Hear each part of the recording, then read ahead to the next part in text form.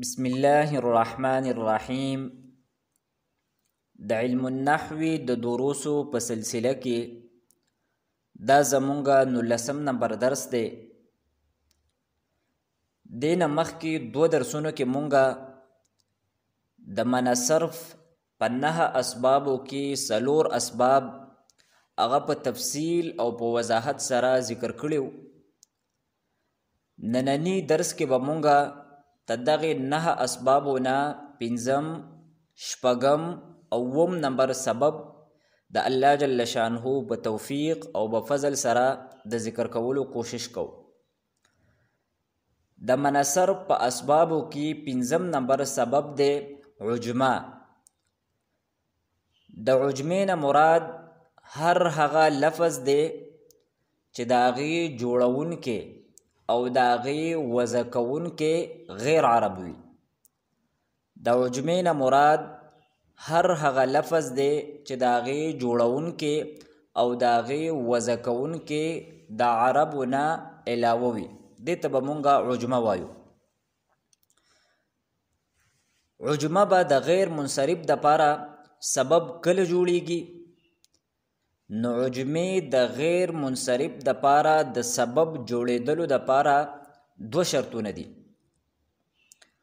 لومبی شرط دا دی چې دا عجمه دا علم وي، خوا که حقیقتا علم وي او خوا که حکما علم وي. لومبی شرط ولدا دی چې دغه عجمی لفظ دا علم وي، خوا که حقیقتا علم وي او که حکما علم وي. د حقیقتا علم کېدلو مطلب دا دی چې دغه لفظ عربی ژبې ته د منتقل کېدلو نه مخکې په عجمی ژبه کې په عجمو کې دغه لفظ د چا نوم وي، او کله چې دغه لفظ بیا عربی ته منتقل شو نو بغیر د څه تبدیلی نه او په بله څه کې استعمالیدلو نه دغه لفظ په عربی کې هم علم استعمالیدل شروع شو. عجمه علم حقیقي دا به مونږ هغې ته وایو چې یو لفظ هغه په عجمی ژبه کې هم علم وي، او بیا چې کله دغه لفظ عربی ژبې ته منتقل شو نو په عربی ژبه کې هم دغه لفظ به طور علم استعمالیدل دا شروع شو. نو دې ته به مونږه علم حقیقي وایو. د دې مثال دی ابراهیم. نو ابراهیم دا عجمی لفظ دی او دا په عجمو کې هم علم دی، او بیا چې کله دا لفظ عربی ته منتقل شو نو عربی کې هم دغه لفظ به طور علم استعمالیدل دا شروع شول. نو ابراهیم دا علم حقیقي دی. او علمی حکمی دی ته ویل کیږي چې یو عجمی لفظ هغه خو په عجمو کې د یو خاص چیز نوم نه وي، لیکن کله چې دغه لفظ عربی ته منتقل شو نو دغه لفظ د ابتدا نه به طور علم هغې استعمالیدل هغه شروع شي. تدې مثال دی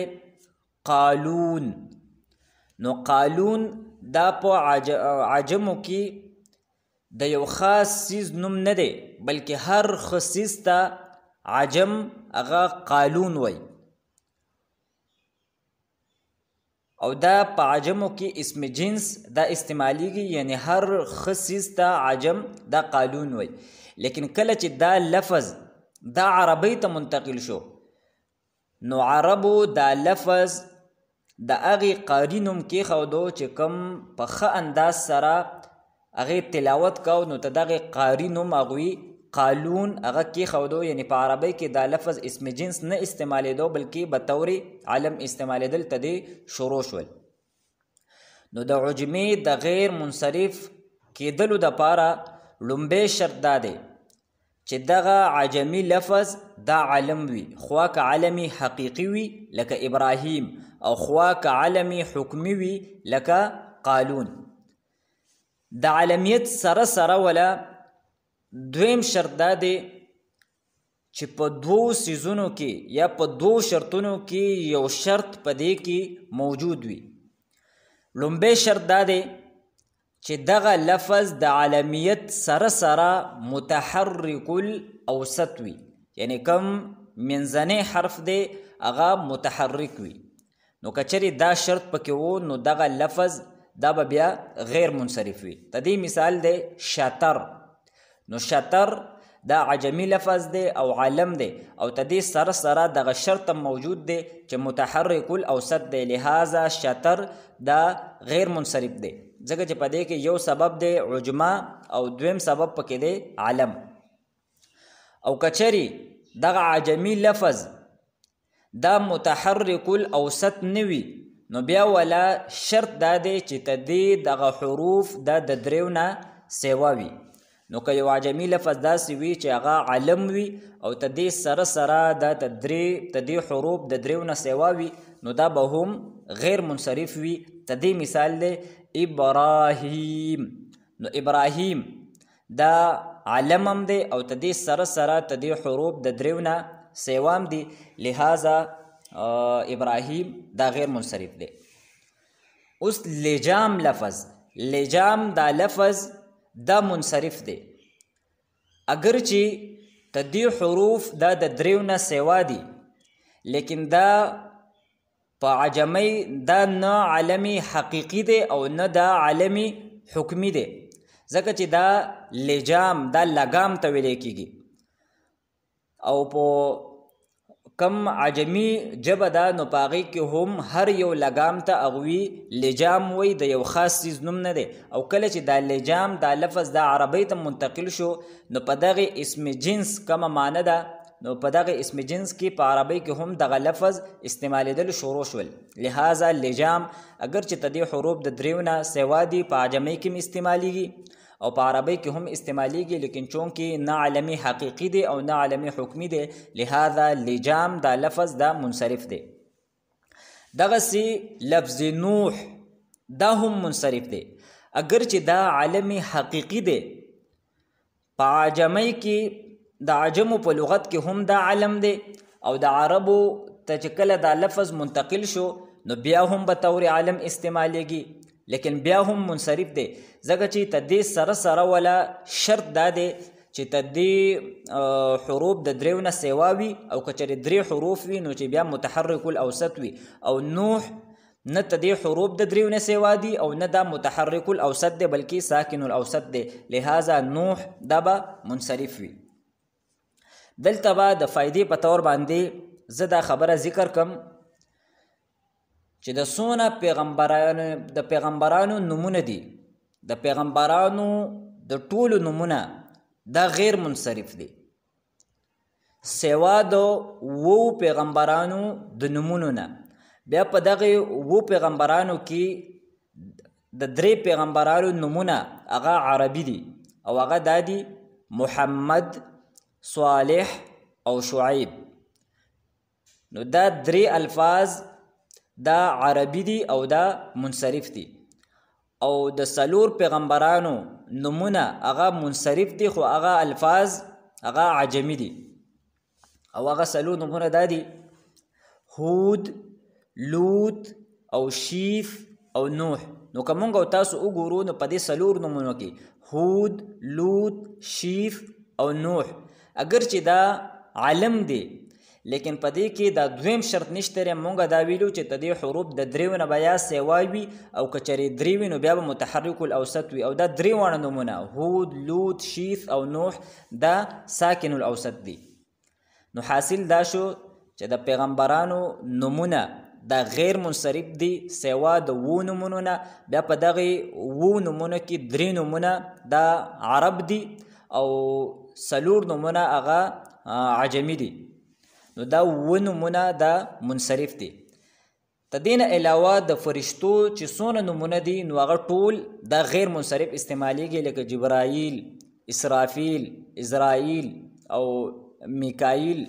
علیهم الصلاة والسلام. د غیر منصرف په اسبابو کې 8 نمبر سبب دی جمع، لیکن د غیر منصرف د پاره چې کومه جمع هغه سبب جوړیږي نو هغه جمع ده کومې جمع ته چې جمع منتهى الجموع یا جمع اقصوا وي. او دا جمع منتهى الجموع او جمع اقصوا دا هغه سبب دی چې دا یو سبب دا قایم مقام دا د دوه سببونو یو مخکې مونږ بل سبب هم ذکر کړو او هغه تانیث بالالف المقصوره والممدوده هغه هم یو سبب قایم مقام د دوه سببونو. دغه سی کما جمع اقصوا ده یا جمع منتهى الجموع ده نو دا هم یو سبب قایم مقام دا د دوه سببونو دی. نو چې چرته هم جمع اقصوا راشي یا جمع منتهى الجموع راشي او په دې لپاره چې مونږ کم شرط ذکر کوو چې هغه شرط پکې موجود وي نو دغه یو سبب دا به قایم مقام د دوه سببونو او دغه جمع اقصوا یا جمع منتهى الجموع دا به غیر منصرف وي. د جمع اقصوا او د جمع منتهى الجموع د پیژندلو اسانه طریقه دا ده چې تدې لومبي دوه حرفونه دا به مفتوح وي، په دریم ځای کې به الف وي او تدې نه وروستو به مشدد حرف وي او په دغه مشدد حرف باندې چې کوم اعراب دی نو دا به د عامل مطابق وي. یعنی که عامل رافع نو په دې باندې به رفع وي، که عامل ناصب نو په دې باندې به نصب وي او که چېرې داسې عاملو چې هغه جر ورکوي نو بیا به تدې په دغه اخرني مشدد حرف باندې جر راځي. تدې مثال دی دوابو. نو که مونږ دلته وګورو نو لومبي دوه حرفونه دا مفتوح دي، په دریم ځای کې الف دی او تدې نه وروستو مشدد حرف دی. نو دا د جمع اقصوا د پیژندلو یوه طریقه ده. دویمه طریقه دا ده چې لومبي دوه حرفونه به مفتوح وي، په دریم ځای کې به الف وي او تدې نه وروستو که دوه حروفو نو لومبی حرف دا به مکسور وي او تدې دویم حرف په دې باندې چې کم اعراب راځي نو هغه به د عامل مطابق وي. تدې مثال دی مساجدو. نو مساجدو دا هم جمع اقصوا ده ځکه چې لومبي دوه حرفونه دا مفتوح دي، په دریم ځای کې الف دی او تدې نه وروستو دوه حروف دي نو لومبی حرف دا مکسور دی او د دویم د حرکت دا به د عامل مطابق وي. یا بل مثال دی مضاربو. نو په دې کې هم دغه تفصیل دی. د جمع اقصوا او د جمع منتهى الجموع د پیژندلو دریمه طریقه دا ده چې لومبي دوه حرفونه به مفتوح وي، په دریم ځای کې به الف وي او که چېرې د الف نه وروستو درې حرفونه و نو لومبی حرف به پکې مکسوري او په دویم ځای کې به یا ساکنه وي او دا کم دریم حرف دی نو په هغې باندې چې کم اعراب دی نو هغه به د عامل مطابق وي. تدې مثال دی مصابیحو او مضاریبو. نو که دلته مونږ او تاسو وګورو لومبي دوه حرفونه مفتوح دي، په دریم ځای کې الف دی او د الف نه وروستو درې حرفونه دي نو لومبی حرف مکسور دی، په دویم ځای کې یا ساکنه ده او په دې دریم کم حرف دی نو په هغې باندې اعراب د عامل مطابق منوبوي. خو عام طور باندې چې د جمع اقصوا او د جمع منتهى الجموع کمی جمع راځي نو هغه یا د مفاعلو په وزن باندې راځي لکه مساجدو او مضاربو، او یا د مفاعیلو په وزن باندې راځي لکه مصابیحو او مضاریبو. دلته به مونږ دا خبره یاد ساتو چې جمع اقصوا او جمع منتهى الجموع دا به یو سبب قایم مقام د دوه سببونو الوي او جمع اقصوا به د غیر منصرف د پاره سبب ال جوړیږي چې کله تدې په آخر کې داسې ګول تا نه وي چې هغه په وقف کې په ها سره بدلیږي. جمع اقصوا دا به د غیر منصرف د پاره سبب ال جوړیږي چې کله تدې په آخر کې داسې تا نه وي چې هغه په حالت وقف کې په ها سره بدلیږي. کچرې داسې تای په آخر کې وا نو دغه جمع اقصوا دا به بیا منصرف وي، دا به غیر منصرف نه وي. مثلا سیاقلتون او فرازنتون اگر چې دا جمع اقصوا ده لیکن دا جمع اقصوا دا منصرف ده ځکه چې د دې په آخر کې داسې تا ده چې دا په حالت وقف کې په ها سره بدلیږي. نو د غیر منصرف شپږم نمبر سبب دی جمع او د جمع نه مراد د جمع اقصوا ده چې د دې بل نوم جمع منتهل جمو ده او دا یو سبب قائم مقام دا د دوو سببونو دی لیکن تدې د پاره شرط دا دی چې تدې په آخر کې داسې تا نه وي چې هغه په حالت وقف کې په ها سره بدلیږي د منصرف په اسبابو کې وم نمبر سبب دی ترکیب دلته د ترکیب نه مراد د ترکیب په قسمونو کې منصرف دی تدین علاوه چې د ترکیب کم قسمونه دي خوا که هغه مرکب اضافي دی که مرکب توصیفي دی که مرکب صوتی دی که مرکب بنایی دی او که مرکب اسنادي دی نو دغه ټول دا د غیر منصرف د پاره سبب د نه جوړیږي او د هغې وجه دا ده چې په ترکیب په دغه قسمونو کې بعض قسمونه داسې دي چې هغه منصرف دي او بعض قسمونه داسې دي چې هغه مبني دي لہذا د ترکیب په قسمونو کې چې کم قسم هغه د غیر منصرف د پاره سبب جوړیږي نو هغه مرکب منصرف دی او په دې باندې مونږه تفصیلی بحث د مرکب غیر مفید کوم قسمونه مونږه بیانول الته کړو خو حاصل او خلاصه دا ده چې مرکب منصرف دا به مونږه هغه مرکب ته وایو چې په هغې کې دوه ځان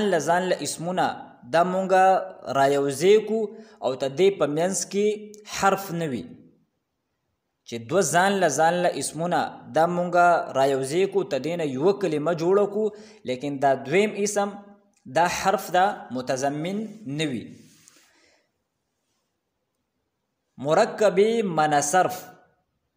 دا به د غیر منصرف د پاره سبب ال جوړیږي چې کله دا علم وي د چا نوم وي تدې مثالونه دي بعلبکو دا مرکب منصرف دی بعل ځان له اسم او بک ځان له اسم دواړه مونږه رایوځې کړل او دای د یو خار نوم کېښودو نو بعلبک دا غیر منصرف دی ځکه چې په دې کې یو سبب دی ترکیب او بل سبب په دې کې دی علم لہذا بعلبک دا غیر منصرف دی دویم مثال دی معدی کرب دا هم مرکب منصرف دی معدی ځان له کلمه او کرب ځان له کلمه او دواړه رایوځې کړل او د یو کس نوم یې کېښودو معدی کرب لہذا دا هم غیر منصرف دی او کم لفظ عبدالله دی نو دا منصرف دی اگر چې دا علم دی لیکن دا مرکب منصرف نه دی بلکې دا مرکب اضافي دی او مرکب اضافي دا منصرف وي دغسې شاب قرناها نو شاب قرناها اگر چې دا علم دی لیکن دا غیر منصرف نه دی بلکې دا مبني دی ځکه چې دا ترکیبی اسنادي دی او ترکیبی اسنادي دا مبني وي نو حاصل دا شو چې د مرکب منصرف په اسبابو کې وم نمبر سبب دی ترکیب لیکن دلته د ترکیب نه مراد د ترکیب په قسمونو کې مرکب منصرف دی او دا بم د غیر منصرف د پاره سبب ال جوړیږي چې کله دا علم وي واخر دعوانا ان الحمد لله رب العالمین